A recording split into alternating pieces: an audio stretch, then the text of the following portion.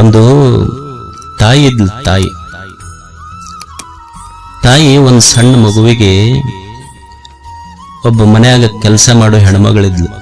ಆ ಕೆಲಸ ಮಾಡೋ ಹೆಣ್ಮಗಳಿಗೆ ಒಂದು 3ನೇ ಕ್ಲಾಸ್ 2ನೇ ಕ್ಲಾಸ್ ಓದ್ತಿತ್ತು ಮಗು. LKG UKG ಅನ್ಕೊಳ್ಳಿ, LKG UKG ಓದ್ತಿತ್ತು. ಆ ಮಗುವಿಗೆ ಮನೆಯಾಗ ಆಯಾ ಅಂತಿರಲ್ಲ, ಕೆಲಸ ಮಾಡೋ ಹೆಣ್ಮಗಳ ಕೈಯಾಗ ಕೊಟ್ಟು ತನ್ನ ಆಫೀಸ್ಗೆ ಹೋಗಿ ಕೆಲ್ಸಕ್ಕೆ ಹೋಗ್ತಿದ್ಲು.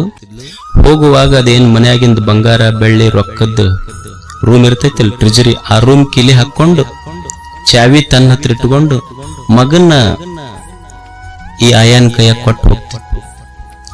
1 ತಿಂಗಳು 2 ತಿಂಗಳು ನೋಡ್ತು ಮಗ. ಅವ್ರವ್ವ ಆ ರೂಮಿನ ಚಾವಿ ತೆಗೆಯೋದು, ಎಲ್ಲ ಸಾಮಾನು ಒಳಗಿಡೋದು, ಕೀಲಿ ಹಾಕೋದು, ಚಾವಿ ತನ್ನ ಕಡೆ ಇಟ್ಕೊಳ್ಳೋದು, ಈ ಹುಡುಗನ್ ಈಕಿ ಕೈಯಾಗ ಕೊಟ್ಟು ಹೋಗೋದು.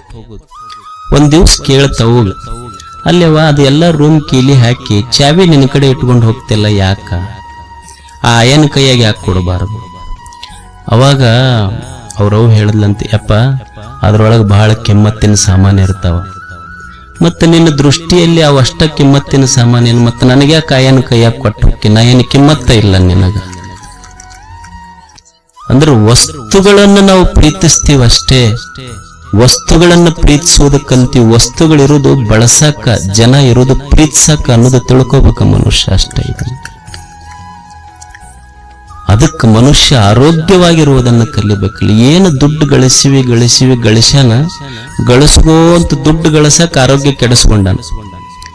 ಆರೋಗ್ಯ ಕೆಡಿಸ್ಕೊಂಡು ಡಾಕ್ಟರ್ ಹತ್ರ ಹೋಗ್ಯಾನ. ಅವ್ರ ಡಾಕ್ಟರ್ ಒಟ್ಟ 25 ಲಕ್ಷ ರೂಪಾಯಿ ಬಿಲ್ ಮಾಡಿದ್ರು, ಏನು ಗಳಿಸ್ಯಾನಲ್ಲ ಅಷ್ಟು ದವಾಖಾನೆಗೆ ಇಟ್ಟು ಬರೋದಷ್ಟ. ಕಷ್ಟಪಟ್ಟು ಗಳಿಸೋದಕ್ಕಾಗಿ ಆರೋಗ್ಯ ಕಳ್ಕೊಳ್ಳೋದು, ಗಳಿಸಿದ ಮೇಲೆ ಆರೋಗ್ಯ ಸುಧಾರಿಸೋದಕ್ಕೆ ಗಳಿಸಿದ್ದೆಲ್ಲ ದವಾಖಾನೆಗೆ ಇಡೋದಷ್ಟೆ. ಒಬ್ಬ ತತ್ವಜ್ಞಾನಿ ಒಂದು ಸುಂದರ ಮಾತು ಬರೀತಾನೆ, don't teach your children to be rich, don't teach your children to be rich, teach your children to be healthy and happy. ನಿನ್ನ ಮಕ್ಕಳಿಗೆ ಶ್ರೀಮಂತರು ಹೆಂಗಾಗಬೇಕು ಅಂತ ಕಲ್ಸಕ್ ಹೋಗಬೇಡ, ನಿನ್ನ ಮಕ್ಕಳಿಗೆ ಶ್ರೀಮಂತರಾಗುವುದನ್ನು ಕಲಿಸಬೇಡ, ನಿನ್ನ ಮಕ್ಕಳಿಗೆ ಆರೋಗ್ಯದಿಂದ ಸಂತೋಷದಿಂದ ಇರುವುದನ್ನು ಮೊದಲು ಕಲಿಸುವ. ಮಕ್ಕಳಿಗೆ ನೀಟ್ ಎಕ್ಸಾಮ್ ಬರ್ಸೋದು ಮುಖ್ಯ ಅಲ್ಲ, ಅವ್ರು ನೀಟ್ ಬದುಕಬೇಕು ಹಂಗ ಕಲಿಸೋದು ಬಹಳ ಮುಖ್ಯ ಐತೆ. ಅದು ಬಹಳ ಮುಖ್ಯ. ಅವು ನೀಟ್ ಬರೆಯೋ ಮಕ್ಕಳ ಪರಿಸ್ಥಿತಿನ ನೋಡ್ಬಾರ್ದು, ಜೊಯ್ಯಾಗಿರ್ತಾವ ಪೂರ. ಅವ್ರ ತಾಯಿ ಫೋನ್ ಮಾಡಿದ್ಲಂದ್ರೆ ವಾರಕ್ಕೊಮ್ಮೆ ಆಕಿ ಏನು ಅವ್ರವ್ವ ಈಗ 3 ಲಕ್ಷ ಕೊಟ್ಟು ಹಚ್ಚಿವ ನಿನಗ ಅಂತ ಹುಡುಗಿಗೆ ಹೇಳದ. ಅದು ಟೆಸ್ಟ್, ಆಕಿ ಆರಾಮದಿ ಇಲ್ಲ ಅಂತ ಕೇಳೋಲ್ಲ, ಟೆಸ್ಟ್ನಾಗ ಎಷ್ಟು ಬಿದ್ದಾವ ನಿನಗ? ಅವು ಹೆಣ್ಮಕ್ಳು ಸ್ವಲ್ಪ ಮನಸ್ಸಿಗೆ ಹಚ್ಕೊಂಡಿರ್ತಾವ. ಗಂಡ್ ಮಕ್ಳು ಕೇಳ ಪಾಸ್ ಆದ್ರಾತು, ಇರ್ಲಿಲ್ಲ ಅಂದ್ರೆ ಇನ್ನೊಂದು 5 ವರ್ಷಕ್ಕೆ ಕಟ್ಟದ್ರಾತು, ಏನೈತೆ ಅಂತಿರ್ತಾರ. ಅಂದ್ರೆ ಮನುಷ್ಯನಿಗೆ ಆರೋಗ್ಯ ಬಹಳ ಮುಖ್ಯ. ಏನು ಆರೋಗ್ಯ ಅಂದ್ರ ಏನು? ಆರೋಗ್ಯ ಅಂದ್ರ ನನ್ನ ದೇಹ ನನಗೆ ಹಿತ ಕೊಡ್ತಿರ್ಬೇಕು, ಅದು ಆರೋಗ್ಯ. ಆರೋಗ್ಯ ಅಂದ್ರೆ ನನ್ನ ಕಣ್ಣ, ನನ್ನ ಕೈಯ, ನನ್ನ ಕಾಲ, ನನ್ನ ಮನಸ್ಸ, ನನ್ನ ದೇಹ, ನನ್ನ ಹೊಟ್ಟೆ ನನಗೆಲ್ಲ ಹಿತ ಅನಿಸ್ತಿರ್ಬೇಕು, ಸುಖ ಕೊಡ್ತಿರ್ಬೇಕು. ಈಗ ನೀವು ನೋಡ್ರಿ, ಪ್ರವಚನಕ್ಕೆ ಬಂದ್ರಿ, ದಿವಸ ಜಲ್ದಿ ಬರೋರು ಇವತ್ತೊಂದು ಸ್ವಲ್ಪ ಲೇಟ್ ಆಗಿ ಬಂದ್ರಿ ಅಂತ ತಿಳ್ಕೊಡ್ರಿ. ಕುರ್ಚಿ ಸಿಗಲಿಲ್ಲ ನಿಮ್ಗೆ ಹಿಂದ್ ಕೂಡಾಕ ಕುರ್ಚಿ ಸಿಗಲಿಲ್ಲ, ನೆಲಕ್ಕೆ ಕುಂದಿರ್ಬೇಕಂದ್ರ ಕಾಲ ಮಡ್ಸಕ್ ಆಗೋದಿಲ್ಲ, ನಿಂತ್ರ ಕಾಲ್ ನೋವಾಕ. ಅಂದ್ರೆ ನಮಗ್ ನಮ್ಮ ದೇಹ ಸಾಥ್ ಕೊಡವಲ್ದಂತ, ನಮ್ಮದ ಆರೋಗ್ಯ ನಮಗ ಅನುಕೂಲ ಆಗುವಲ್ದು. ಅಂದ್ರೆ ಆರೋಗ್ಯ ದೇಹ ಗಟ್ಟಿ ಮುಟ್ಟಿಯಾಗಿರ್ಬೇಕು, ಇದು ಆರೋಗ್ಯದ ಮೊದಲ ಲಕ್ಷಣ. ನೀವ್ ಅನ್ಬಹುದು ಬರೀ ಆರೋಗ್ಯ ಗಟ್ಟಿ ಇತ್ತಂದ್ರೆ ಮುಗಿತಲ್ರಿ, ಮತ್ತ ಅವ ಆರೋಗ್ಯ ಚಲೋ ಇದ್ದಂಗನು ಅಲ್ಲ. ದೇಹ ಗಟ್ಟಿರ್ತೈತಿ. ಹುಡುಗರು ಅಂತಿರ್ತಾವಿಲ್ಲ, ನಾವು ದಿವಸ ಜಿಮ್ಮಿಗೆ ಹೋಗಿ ಬರ್ತೀವ್ರಿ ಅಂತಿರ್ತಾರ. ಹುಡುಗರ್ನ ಕೇಳ್ರಿ ನೀವು, I am healthy, I go to gym every day without fail ಅಂತಿರ್ತಾರ ಹುಡುಗರು. ಅಲ್ಲ, ಜಿಮ್ಮಿಗೆ ಹೋಗಿ ಬಂದವ್ರು ಅಷ್ಟ ಗಟ್ಟಿರ್ತಾರ, ಬೆಳಿಗ್ಗೆ ಎದ್ದು ಜಮೀನಿಗೆ ಹೋಗಿ ಬರೋ ರೈತರು ಅವ್ರಕಿನ್ನ ಗಟ್ಟಿರ್ತಾರ, ಬರೀ ಜಿಮ್ಮಿಗೆ ಹೋದವ್ರ ಗಟ್ಟಿರ್ತಾರ ಅಂತ ಏನಿ. ಅಂದ್ರೆ ನಮಗ್ ಅನಿಸ್ತಿರ್ತೈತಿ ಜಿಮ್ಮಿಗೆ ಹೋದವ್ರು ಗಟ್ಟಿರ್ತಾರ, ದೇಹ ಗಟ್ಟಿರ್ತೈತಿ. ಬರೇ ದೇಹ ಆರೋಗ್ಯವಾಗಿದ್ರೆ ಅಷ್ಟೇ ಆರೋಗ್ಯವಂತ ಅನ್ನೋದಲ್ಲ ಅವನಿಗೆ. ಈಗ ಒಬ್ಬ ಹುಚ್ಚಿರ್ತಾನ, ಅವ 8-10 ಮಂದಿಗೆ ಹೊಡಿತಿರ್ತಾನ. ಅಂದ್ರೆ ದೇಹ ದಷ್ಟ ಪುಷ್ಟವಾಗಿರ್ತೈತಿ, ಅದು ಮನಸ್ಸು ಸ್ವಸ್ಥ ಇರೋದಿಲ್ಲ. ಅಂದ್ರೆ ದೇಹ ಮನಸ್ಸು ಎರಡೂ ಸರಿಯಾಗಿರ್ಬೇಕು. ಮತ್ತು ದೇಹ ಮನಸ್ಸು ಎರಡು ಚಲೋ ಐತಿ, ಕರೆಕ್ಟ್ ಐತಿ, ಏನು ತೊಂದ್ರೆ ಇಲ್ಲ, ಏನು ರಾಗ ಇಲ್ಲ, ದ್ವೇಷ ಇಲ್ಲ, ಉದ್ವಿಗ್ನತೆ ಇಲ್ಲ, ಚಿಂತೆ ಇಲ್ಲ. ಈಗ ಒಂದೇನೋ ಸಣ್ಣದು ಬ್ಲಡ್ ಕ್ಲಾಟ್ ಆಗಿರ್ತೈತಿ ಬ್ರೈನ್ಯಾಗ, ಬ್ಲಡ್ ಕ್ಲಾಟ್ ಆಗಿ ಕೋಮಾಕ್ ಹೋಗಿರ್ತಾನ, ಅವ ಆರೋಗ್ಯ ಗಟ್ಟಿರ್ತೈತಿ, ಮಸ್ತ್ ಇರ್ತೈತಿ, ಮನಸ್ಸಿನಾಗ ಏನೂ ಭಾವನೆ ಇರುವುದಿಲ್ಲ, ಮತ್ತ ಅವನು ಆರೋಗ್ಯವಂತನ್ರಿ ಹಂಗಿದ್ರ ಅನ್ಬಹುದು. ದೇಹ ಚಲೋ ಇರ್ಬೇಕು, ಮನಸ್ಸು ಚಲೋ ಇರ್ಬೇಕು, ಉತ್ಸಾಹ ಇರ್ಬೇಕು, ಮನುಷ್ಯಾಗ ಊರ್ಜಾ ಇರ್ಬೇಕು, ಶಕ್ತಿ ಇರ್ಬೇಕು, ಚೈತನ್ಯ ಇರ್ಬೇಕು. ದೇಹ ಚಲೋ ಇರ್ಬೇಕು, ಮನಸ್ಸು ಚಲೋ ಇರ್ಬೇಕು, ಆತ್ಮ ಆನಂದವಾಗಿರ್ಬೇಕು, ಊರ್ಜಾ, ಶಕ್ತಿ, ಚೈತನ್ಯ, ಉತ್ಸಾಹ ಇರ್ಬೇಕು. ತಾಯಂದಿರು ನೋಡ್ರಿ, ನೀವು ಎಲ್ಲಿಗೆ ಹೊರಗೊಂಟ್ರವ್ರು ಎಷ್ಟು ಚಂದ ಮುಖ ತಕ್ಕೊಂಡು, ಬಟ್ಟೆ ಹಾಕೊಂಡು, ದಂಡೆ ಹಾಕೊಂಡು ಎಷ್ಟು ಚಂದ ಹೋಗ್ತಿರ್ತಾರ. ಇವಾಗ ಹೊರಗೆ ಹೊಂಟ್ನಂದ್ರ ಹಂಗ ಲುಂಗಿ ಮೇಲೆನೆ ಹೊರಗೆ ಹೋಗ್ತಾನ. ಅಲ್ಲೋ ಅವ್ರು ನೋಡಿ ನಿಮ್ ಹೆಣ್ಮಕ್ಳು ಪಾಪ ಅವ್ರು ಎಷ್ಟು ಚಂದ ನೀಟಾಗಿ ಹೋಗ್ತಾರ, ನೀ ಯಾಕೆ ನಮ್ಮನ್ಯಾರು ನೋಡ್ತಾರ ಬಿಡ್ರಿ, ಹಿಂಗ ನಮ್ಮದಿದೆ ಅಂದ್ರ ಉತ್ಸಾಹ ಇರ್ಬೇಕಂತ. ಒಬ್ಬ ಆರೋಗ್ಯವಂತ ಅಂತ ಯಾರಿಗನ್ನೋದು ಅಂದ್ರ ದೇಹ, ಮನಸ್ಸು, ಆತ್ಮ ಇವು ಮೂರೂ ಪ್ರಸನ್ನವಾಗಿದ್ರೆ ಅವನಿಗೆ ಆರೋಗ್ಯವಂತ ಅಂತ ಕರಿಬೇಕು ಅಂತ ಆಯುರ್ವೇದದ ಆಚಾರ್ಯರಂತಾರೆ. ಪ್ರಸನ್ನ ಆತ್ಮ ಇಂದ್ರಿಯ ಮನಃ ಸ್ವಸ್ತಿತ್ಯಭಿಧೀಯತೆ. ಸ್ವಸ್ಥ ಸ್ವಸ್ಥ ಸ್ವಸ್ಥ ಇದರ ಅರ್ಥ ಏನು ಅಂದ್ರ ದೇಹದಿಂದ ಆರೋಗ್ಯ ಇರಬೇಕು, ಮನದಿಂದ ಆರೋಗ್ಯ ಇರಬೇಕು, ಆತ್ಮ ಪ್ರಸನ್ನತ, ದೇಹ ಪ್ರಸನ್ನತ, ಮನ ಪ್ರಸನ್ನತ, ಆತ್ಮ ಪ್ರಸನ್ನತ. ಈ ಸ್ಲೋಗನ್ ಕೇಳಿರಿಲ್ ನೀವು, ಸ್ಲೋಗನ್ ಫಿಟ್ ಇಂಡಿಯಾ ಅಂತ, ಕೇಂದ್ರ ಸರ್ಕಾರಗಳ ಫಿಟ್ ಇಂಡಿಯಾ ಅಂತ ನೋಡ್ರಿ. ಫಿಟ್ ಇಂಡಿಯಾ ಅಂದ್ರೆ ಏನು? Fit India which means hardness in the body, sharpness in the mind, softness in the heart. ಇದು ಫಿಟ್ ಇಂಡಿಯಾ. ಇದು ದೇಹ ಸದೃಢವಾಗಿರ್ಬೇಕು. ಹಿಂದಕ್ಕೆ ಅಂತಿದ್ರಿಲ್ಲ ಹುಡುಗರಿಗೆ, ತಮ್ಮ ಹುಡುಗರಂದ್ರೆ ಹೆಂಗಿರ್ಬೇಕು, ಗುದ್ದಿದ್ರ ಭೂಮಿ ಗುದ್ದಿದ್ರ ನೀರು ಬರ್ಬೇಕಂತ. ಈಗೆಲ್ಲಿ ನೀರು ಭೂಮಿಯಾಗ ಕಣ್ಣಾಗ ಬರ್ತಾವ ಅಷ್ಟೇ. ದೇಹ ಸದೃಢ ಗಟ್ಟಿ ಮುಟ್ಟಿಯಾಗಿರ್ಬೇಕು. ಮನಸ್ಸು ಏನ ಹೆಚ್ಚು ಕಡಿಮೆ ಸೋಲು ಗೆಲುವುಗಳು ಬಂದ್ರ ಸಹಿಸುವ ತಾಳ್ಮೆ ಇರಬೇಕು. ಇನ್ನೊಬ್ಬರ ಕಷ್ಟ ಕಂಡು ಕಣ್ಣೀರು ಒರೆಸುವ ಕನಿಕರದ ಹೃದಯ ಇರಬೇಕು. ಅಂಥವನಿಗೆ ಆರೋಗ್ಯವಂತ ಅಂತ ಕರೀತಾರೆ. ಇದು ಫಿಟ್ ಇಂಡಿಯಾ. ಇದು ಇವನಿಗೆ ಆರೋಗ್ಯವಂತ ಅಂತ ಕರೀತಾರೆ. ಅದಕ್ಕೆ ಮೊದಲು ಏನಿರಬೇಕು ಅಂದ್ರೆ ಆರೋಗ್ಯ ಮುಖ್ಯ ಅಲ್ಲ, ದೇಹದ ಆರೋಗ್ಯ ಬಹಳ ಮುಖ್ಯ. ಮನುಷ್ಯ ದೇಹ ಇದು ಎಷ್ಟು ಅದ್ಭುತವಾಗಿರುವಂತ ದೇಹ ನೋಡಿ. ಅಲ್ಲಮ ಪ್ರಭು ಇದಕ್ಕೆ ಅದ್ಭುತ ಅಂತ ಕರೆದ ಈ ದೇಹಕ್ಕೆ. ಯಾಕೆ ಅದ್ಭುತ ಅಂದ್ರೆ ಭೂತವ ಕೂಡಿ ಅದ್ಭುತವಾಯಿತು. ಈ ದೇಹ ತಯಾರಾಗಿದ್ದು ಪಂಚ ಮಹಾಭೂತಗಳು, ಮಣ್ಣು, ನೀರು, ಗಾಳಿ, ಬೆಳಕು, ಬಯಲು, ಇದರಿಂದ ತಯಾರಾಗೈತಲ್ಲ. ಇವಕ್ಕೆ ಜೀವಿಲ್ಲ, ಜಡ ಇವು ವಸ್ತುಗಳು. ಈ ಜಡದಿಂದ ಒಂದು ಚೈತನ್ಯವಾದ ಜೀವ ಉತ್ಪತ್ತಿ ಆಯ್ತಲ್ಲ, ಇದಕ್ಕಿಂತ ಇನ್ನೇನು ಅದ್ಭುತ ಬೇಕು ಅಂತ ಅಲ್ಲಮ ಅದ್ಭುತ ಅಂತ ಕರೆದ ಈ ದೇಹಕ್ಕೆ. ಎಷ್ಟು ಅದ್ಭುತವಾಗಿರುವಂಥ ದೇಹ ಇದು. ನೀವು ನೋಡಿ, ತಾಯಿಯ ಗರ್ಭದಿಂದ ಭೂಗರ್ಭ ಸೇರುವವರೆಗೆ, ನೀನು ತಾಯಿಯ ಗರ್ಭದಿಂದ ಭೂಗರ್ಭ ಸೇರುವವರೆಗೆ ನಿನ್ನ ಜೊತೆಯಾಗಿದ್ದವ್ರು ಯಾರದಾರಿಲ್ಲ.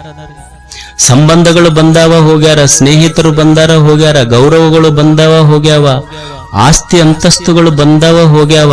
ಯಾರು ಬಂದಾರ ಹೋಗ್ಯಾರ ಪ್ರಶ್ನೆ ಇಲ್ಲ. ಆದರೂ ನೀನು ತಾಯಿಯ ಗರ್ಭದಿಂದ ನೀನು ಭೂಗರ್ಭ ಸೇರುವವರೆಗೆ ನಿನ್ನ ಜೊತೆಯಾಗಿದ್ದಿದ್ದು ನಿನ್ನ ದೇಹ. Your body is your permanent address. ನಿನ್ನ ದೇಹ ನಿನ್ನ ಜೊತೆಯಾಗಿ ಆಗಿತ್ತು. ಈ ದೇಹ ಎಷ್ಟು ಅದ್ಭುತ ಅಂದ್ರ, ಈಗ ನೀವು ಮನ್ಯಾಗ ನೋಡ್ರಿ, ಒಂದು 4 ಜನ ಇರ್ತೀರಷ್ಟೆ. ಏನು, ಒಂದು ಇಬ್ರು ಗಂಡ ಹೆಂಡತಿ, ಅತ್ತಿ ಮಾವ, ಆಮೇಲೆ ಒಂದಿಬ್ರು ಯಾರೋ ಅವರು ಇವರು ಇರ್ತಾರಷ್ಟ. 4 ಮಂದಿ ಇರ್ತೀರಿ. ಒಬ್ಬರಿಗೆ ಕಂಡ್ರೆ ಒಬ್ಬರಿಗೆ ಹೊಂದಿಕ್ಕಾಗೋದಿಲ್ಲ. ಅತ್ತಿ ಕಂಡ್ರೆ ಸೊಸೆಗೆ ಸೇರಿಕಾಗೋದಿಲ್ಲ, ಸೊಸೆಗೆ ಕಂಡ್ರೆ ಅತ್ತಿಗಾಗೋದಿಲ್ಲ. ಮಗನಿಗೆ ಅಪ್ಪಗಂತೂ ವಯಸ್ಸಾದ ಮೇಲಂತೂ ಹವ ಮುಂಗಲಿ ಬಿದ್ದಂಗ. ಅಣ್ಣಗ್ ಕಂಡ್ರೆ ತಮ್ಮಗ್ ಸೇರಿಕಿಲ್ಲ, ತಮ್ಮ ಮಾಡಿದ್ದ ಅಣ್ಣಗೆ ಸೇರಿಕಿಲ್ಲ. ಎಷ್ಟ್ ಮಂದಿ ಇದೀವಿ? 5-6 ಮಂದಿ ಇದೀವಿ ಅಟ್ಟ. 5-6 ಮಂದಿದ್ದ ಮನೆಯೊಳಗ ನಮಗ್ ಒಬ್ಬರಿಗೊಬ್ಬರು ಹೊಂದಿಕಿಲ್ಲ. ನಾವು ಕಂಪ್ಲೇಂಟ್ಸ್ ದಿವಸ ಹೊರಗೆ ಹೋಗ್ಬೇಕಂತೀವಿ ನಾವೆಲ್ಲ. ಆಶ್ಚರ್ಯ ಏನು ಅಂದ್ರ, ಈ ದೇಹ ಐತೆಲ್ಲ, ಈ ದೇಹದೊಳಗ ಎಷ್ಟು ನರಗಳದವ, ಎಷ್ಟು ಅಬಧಮನಿಗಳು, ಅಪಿಧಮನಿಗಳು, ನರಹುವ, ನರವ್ಯೂಹ, excretory system, nervous system, digestive system, ಒಂದೇ ಎರಡೇ ಸಾವಿರಾರು, 1 ಕೋಟಿ ಕೋಟಿ ಅಂತಲ್ಲ, 1000 ಕೋಟಿ ಕೋಟಿ ಜೀವ ಸೆಲ್ಗಳದ ಒಳಗೆ ಜೀವಕೋಶಗಳದವಲ್ಲ. ನಾವು ಬೆಳಗ್ಗೆದ್ದು 1 ಕಟಿ ರೊಟ್ಟಿ ತಿಂದಿವಿ. 1 ಕಟಿ ರೊಟ್ಟಿ ತಿಂದಿದ್ದು, 1 ಕಟಿ ರೊಟ್ಟಿ ತಿಂದ ಆ ರೊಟ್ಟಿಯ ಅನ್ನದ ರಸ ದೇಹ ಪ್ರತಿಯೊಂದು ಜೀವಕೋಶಗಳಿಗೂ, ಕೋಟಿ ಕೋಟಿ ಜೀವಕೋಶಗಳಿಗೆ ಹೋಗಿ ಮುಟ್ಟಿಸೈತಿ. 1 ಜೀವಕೋಶವು ಸಹಿತ ಇವತ್ತು ನನಗೆ ಅನ್ನ ಮುಟ್ಟಿಲ್ಲ ಅಂತ ಒಂದೂ ಕಂಪ್ಲೇಂಟ್ ಕೊಟ್ಟಿಲ್ಲ. ಎಷ್ಟು ಸಹಕಾರದಿಂದ ಒಂದಕ್ಕೊಂದು ಬದುಕೇವಲ್ಲ. What a cooperative system that God has created on this earth. ನಮ್ಮ ಕೋಆಪರೇಟಿವ್ ಸೊಸೈಟಿ ಅದ 1 ವರ್ಷದೊಳಗೆ ಮುಳುಗಿಸಿ ಬಿಡ್ತಾರ. ದೇವರು ನಿರ್ಮಾಣ ಮಾಡಿದ ಕೋಆಪರೇಟಿವ್ ಸಿಸ್ಟಮ್ ಎಷ್ಟು ಚಲೋ ಐತಿ ನೋಡ್ರಿ. ಅದಕ್ಕೆ ಈ ದೇಹ ಕೆಡಲಾರ್ದಂಗ ನೋಡ್ಕೋಬೇಕಲ್ಲ. ಇದನ್ನ ಮೊದಲ ಇದನ್ನ ಕೆಡ್ಲಾರ್ದಂಗ ನೋಡ್ಕೋಬೇಕಾದ್ರೆ ಏನು ಮಾಡಬೇಕು ಅಂದ್ರೆ, ನಮ್ಮ ಹಿರಿಯರು, ಆಚಾರ್ಯರು, ಋಷಿಗಳು ಒಂದು 3 ಸೂತ್ರಗಳನ್ನು ಹೇಳ್ತಾರೋ. ಮೊದಲ ಹಿತಬುಕ್, ಆಮೇಲೆ ಮಿತಬುಕ್, ಆಮೇಲೆ ಋತಬುಕ್. ಮಿತಬುಕ್ ಅಂದ್ರೆ ಸ್ವಲ್ಪ ಹಿತಬುಕ್ ಅಂದ್ರೆ ದೇಹಕ್ಕೆ ಯಾವುದು ಹಿತ ಐತಿ, ಹಿತವಾದದ್ದು ಉಣ್ಣು ಅಂತ. ಮಿತಬುಕ್ ಸ್ವಲ್ಪ ಸ್ವಲ್ಪ ಉಣ್ಣು. ಋತಬುಕ್ ಋತುಗಳನ್ನು ನೋಡಿ ಉಣ್ಣು. ಹಿತಬುಕ್, ಮಿತಬುಕ್, ಋತಬುಕ್. ಮೊದಲ ಹಿತವಾದದ್ದು ಉಣ್ಣು. ಯಾಕ ಅಂದ್ರ ಎಲ್ಲ ಏನ್ ಉಣ್ತಿ ಅದೆಲ್ಲ ದೇಹಕ್ಕೆ ಹಿತ ಆಗ್ತೈತಿ ಅಂತಲ್ಲ, ಸ್ವಲ್ಪ ನೋಡಿ ಉಣ್ಣು ನೀನು. ಯಾಕಂದ್ರ ನೀ ಏನ್ ಉಣ್ತಿ, ನಿನ್ನ ಅನ್ನ ಅದು ಬಹಳ ಕೆಮ್ಮತ್ತಿಂದ. ಈಗ ನೀವು ನೋಡಿ, ಈಗ ಮನ್ಯಾಗ ನಾವು ಅಡಿಗೆ ಮಾಡುತ್ತೀವಿ. ಅಡಿಗೆ ಮಾಡಿದ್ದ ತಾಯಂದಿರ ಅದ್ರ ಮೇಲೆ ಏನಾರ ಮುಚ್ಚಿಡ್ತಾರಿಲ್ಲ. ಯಾಕೆ ಮುಚ್ಚಿಡ್ತಾರಂದ್ರೆ ನೊಣಗಿಣ ಬಂದಿಗಿಂದವು. ಏನಾಗ್ತೈತಿ, ನೊಣ ಕುಂತ್ರ ಅಡಿಗೆ ಮಾಡಿದ್ರ ಮೇಲೆ ನೊಣ ಕುಂತ್ರ ಏನು ಸಮಸ್ಯೆ ಆಗುತ್ತೆ ಅಂದ್ರೆ, ಉಂಡವ್ರಿಗೆ ವಾಂತಿ ಭೇದಿ ಶುರು ಆಗ್ತೈತಿ. ಅಂದ್ರೆ ನೊಣ ಸ್ವಲ್ಪ ವಿಷ ಪ್ರಾಣಿ ಅದು ಅಂತ ನಮ್ಮ ದೃಷ್ಟಿಯಲ್ಲಿ. ಅಂದ್ರೆ ನೊಣ ಕುಂತಿದ್ದ ಅಡಿಗೆ ಉಂಡ್ರ ವಾಂತಿ ಭೇದಿ ಶುರು ಆಗ್ತೈತಿ, ಮುಚ್ಚಿಡ್ಬೇಕು. ಸರಿ, ಅಂಥ ನೊಣ ಐತಲ್ಲ, ನೊಣವನ್ನ ನೀವು ಗಾಡಿ ಮೇಲೆ ನೋಡ್ರಿ, ಹಲ್ಲಿ ತಿಂತ ಹೋದಲ್ಲ, ನೊಣ ತಿಂತಾವ್ ಹಲ್ಲಿ. ಹಂಗಾದ್ರೆ ನೊಣ ವಿಷ ಪ್ರಾಣಿ ಅಂದ್ರೆ, ನೊಣಕ್ಕಿಂತ ವಿಷ ಪ್ರಾಣಿ ಯಾವ್ದಾತು? ಹಲ್ಲಿ ವಿಷ ಪ್ರಾಣಿ. ಈಗ ಹಲ್ಲಿ ಇದೆಯಲ್ಲ, ನೀವು ನೋಡಿ ಹಳ್ಳಿಗಳಲ್ಲಿ ಹೋಗಿ ಹಲ್ಲಿ ಹಾವು ಹಿಡಿತಾವ. ಹಲ್ಲಿಗೆ ಏನ್ ತಿಂತಾವ? ಹಾವು ತಿಂತೈತಿ. ಹಾಗಿದ್ರೆ ಹಲ್ಲಿಗಿಂತ ಯಾವ್ದು ವಿಷ ಪ್ರಾಣಿ? ಹಾವು ವಿಷ ಪ್ರಾಣಿ. ಈಗ ಹಳ್ಳಿಗಳಲ್ಲಿ ನೀವು ನೋಡಿ, ಆ ಹಾವಿಗೆ ಸಣ್ಣ ಸಣ್ಣ ಹಾವದು ಹೊಂಟು ಅಂದ್ರೆ ಕೋಳಿ ತಿಂತಾವ. ಹಂಗಿದ್ರ ಹಾವಿಗಿಂತ ವಿಷ ಪ್ರಾಣಿ ಯಾವುದು? ಕೋಳಿ ಆತು. ಮತ್ತು ಕೋಳಿ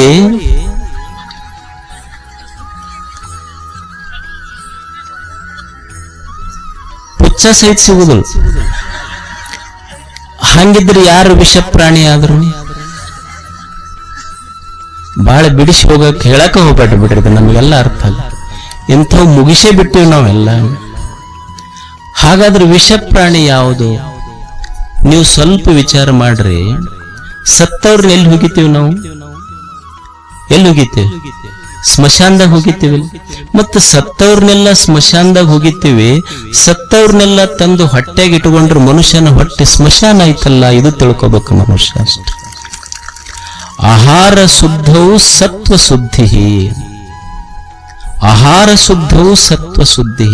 ಅನ್ನ ಯಾಕೆ ಹಿತವಾಗಿರ್ಬೇಕು ಅಂತಾರ ನಮ್ಮ ಹಿರಿಯರು ಅಂದ್ರ, ನೀ ಏನ್ ಅನ್ನ ಉಣ್ತಿಯಲ್ಲ, ಉಣ್ಣುವ ಅನ್ನ, ಅನ್ನದಿಂದ ರಸ, ರಸದಿಂದ ರಕ್ತ, ರಕ್ತದಿಂದ ಮಜ್ಜೆ ಮಾಂಸ, ಮಾಂಸದಿಂದ ಮಜ್ಜೆ, ಮಜ್ಜದಿಂದ ಮೇಧಸ್ಸು, ಮೇಧಸ್ಸಿನಿಂದ ನಿನ್ನ ಮನಸ್ಸು, ವಿಚಾರಗಳ ನಿರ್ಮಾಣ ಆಗ್ತಾವ.